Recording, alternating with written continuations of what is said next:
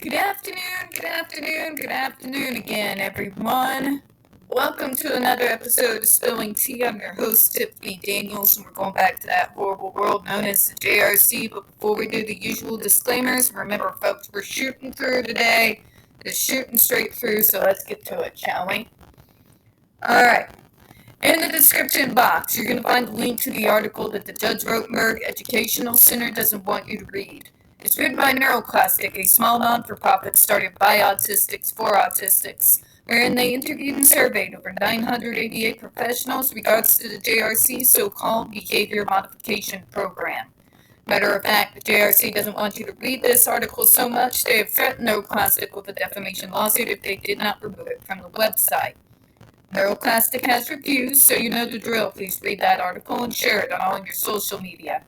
Also included in there is NeuroClastic's public statement regards to the defamation lawsuit threat, as well as a link to their GoFundMe. We are crowdfunding, folks, in case the JRC actually sees through their threat. Also included in there, the Ozark's first article in regards to Agape Boarding School, now known as Stone for Help boarding school situation, a so-called Christian-themed boarding school based out of Stockton, Missouri that takes in so-called troubled male teens, that has impending over 21 civil lawsuits, claims, and allegations leveled against it, all which have been substantiated by the Missouri Department of Social Services, and they include the following: sodomy, rape, sexual assault, child abuse, psychological and emotional abuse, child trafficking, starvation, and that's just for starters.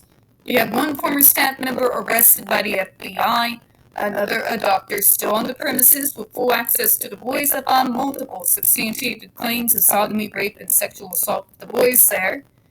You have an attorney general too busy chasing after and also lying horribly about drag queens and trying and failing to defund public libraries to actually do his job, and you've got a governor that would be better off left in a room of crayons than being governor.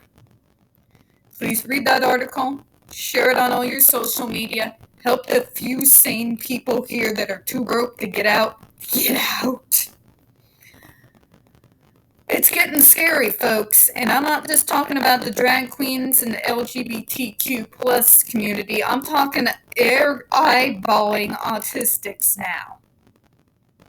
They're going to use their attack against the LGBTQ plus community and are trying to maneuver it in a way that they can start removing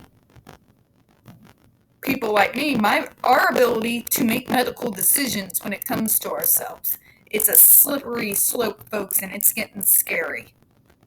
Alright, send up.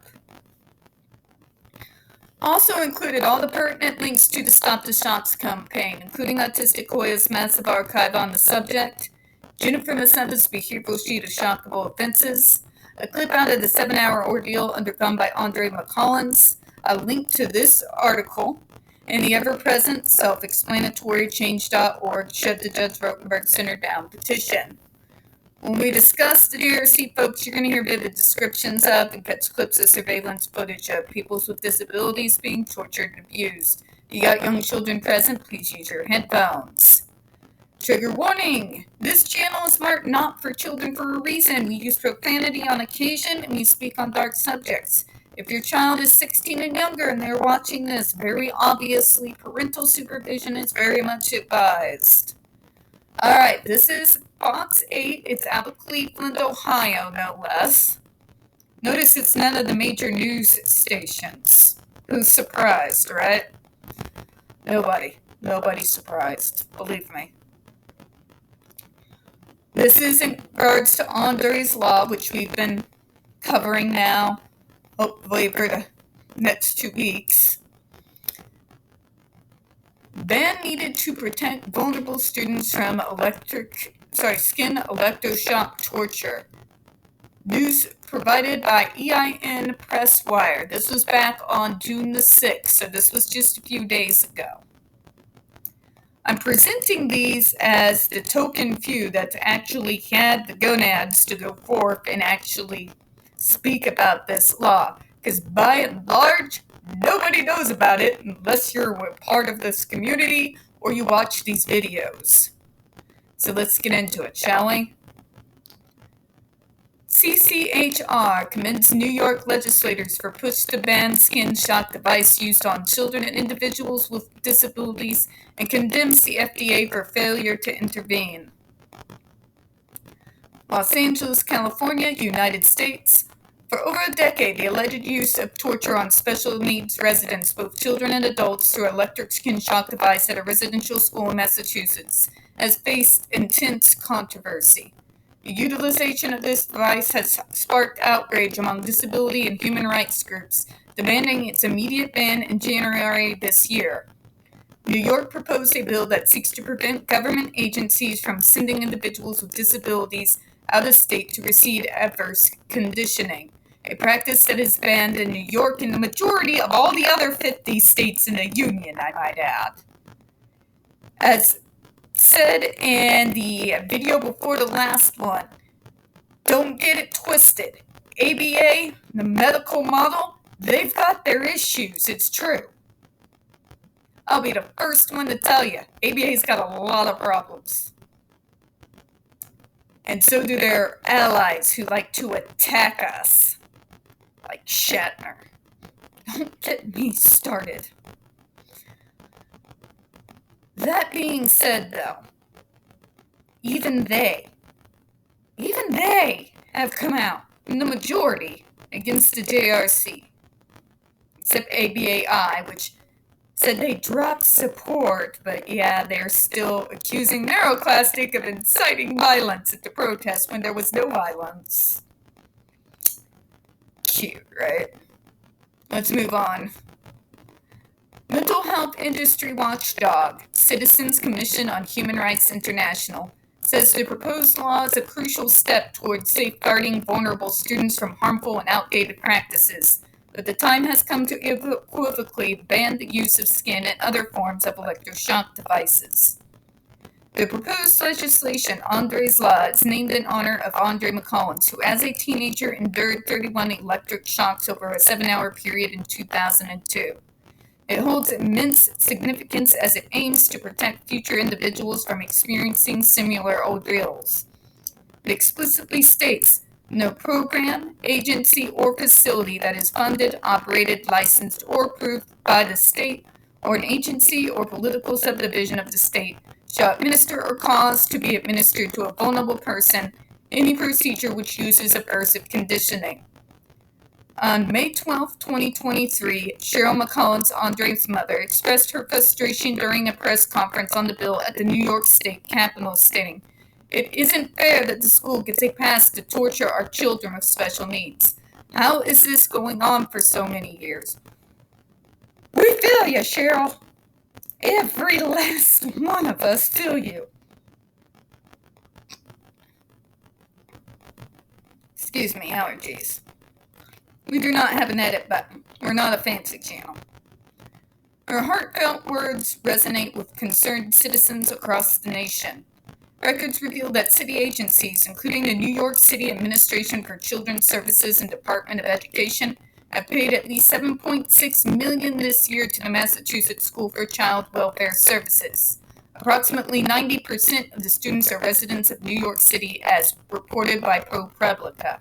Remember, we going after New York students is why they're attacking us advocates right now, while we're talking. This is going to cut the legs out from under them if we get it passed. So you know anyone in New York, show them the Andre McCollins video. Help them to understand what's going on. This is going to be the biggest way to get them closed down that we have available to us. We got to hit them in the wallet. Let's continue. The bill is still in committee, but some lawmakers are hopeful it will be passed this session. Assemblyman Harvey Epstein, the bill's sponsor, emphasized the urgency of change. Stating the problem is our tax dollars are going to places like this to ensure that people get shocked, people get injured, people get harmed. All we're saying is New York State needs to stop. We need to change course. We need to acknowledge that this type of shocking, this type of conditioning is pain, which we all can hear in the Andre McCollins video. And as I've said so many times, no matter what Dr. Israel and his little sycophants do, there's no erasing that video.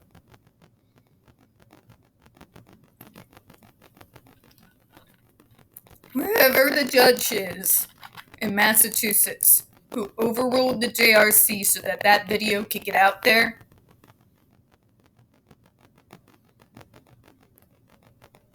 you're a real man, you're a real judge, you are a fantastic human being.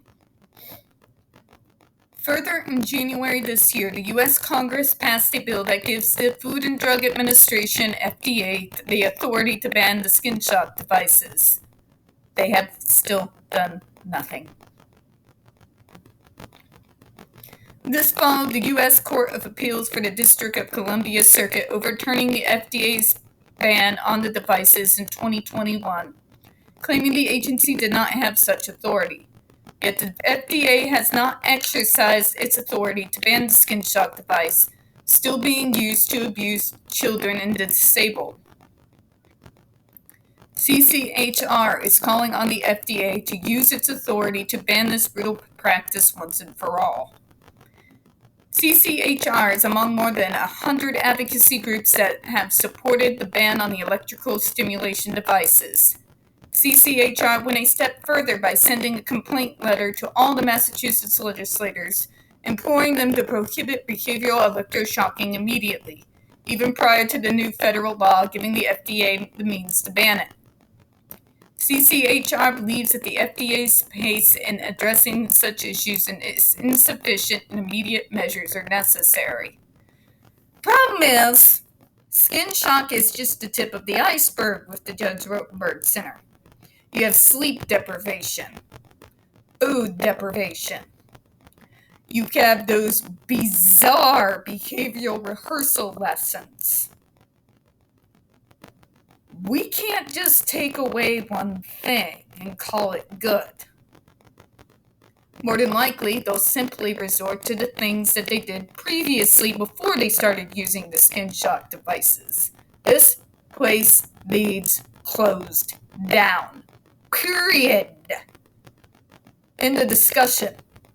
And quite frankly, I won't accept anything less. But let's go on. The use of the electric skin shock devices has also drawn international attention, with UN Special Rapporteurs on Torture sending urgent appeals to the U.S. government in 2010 and 2013. This is almost over a decade ago, folks. These appeals call for an investigation into the shock devices and alleged mistreatment of students subjected to electric shock, emphasizing violations under the UN Convention Against Torture and other international standards. In 2013, Juan E. Mendez, the former Special Rapporteur on Torture for the United Nations, stated that the practices are tantamount to torture. Mendez's report emphasized the need for federal-level protections to eradicate such aversive use in the United States.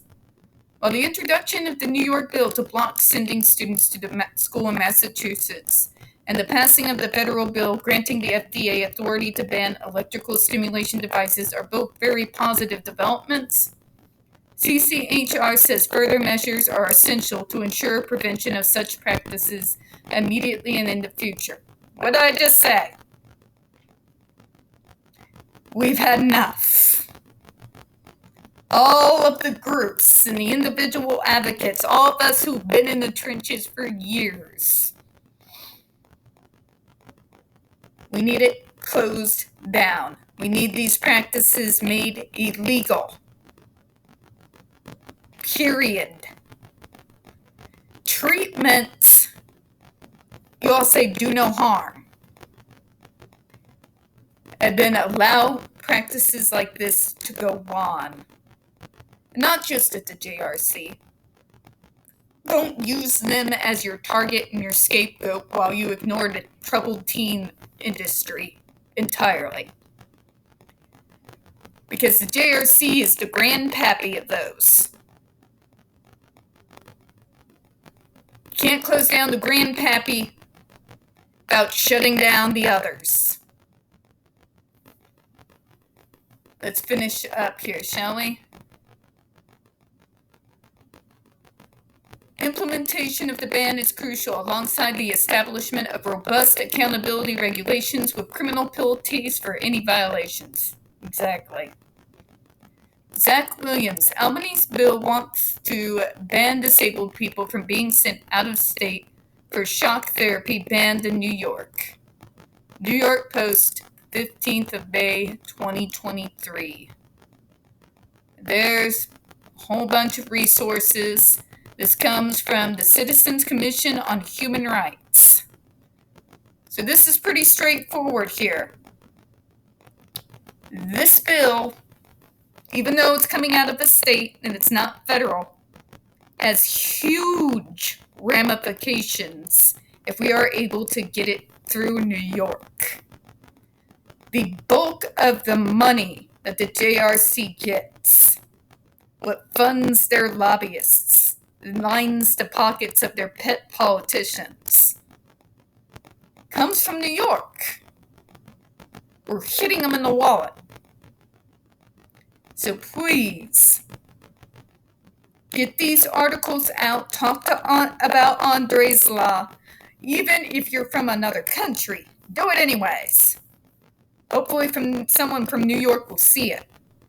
We're going to close out on that, folks. We don't get very many views on this channel. The few that we do get tend to get removed from time to time. So please don't forget to hit the like button, hit subscribe, and don't forget to hit the comments. Sorry.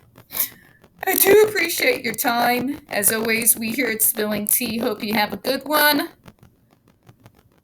I will see you next video. Bye.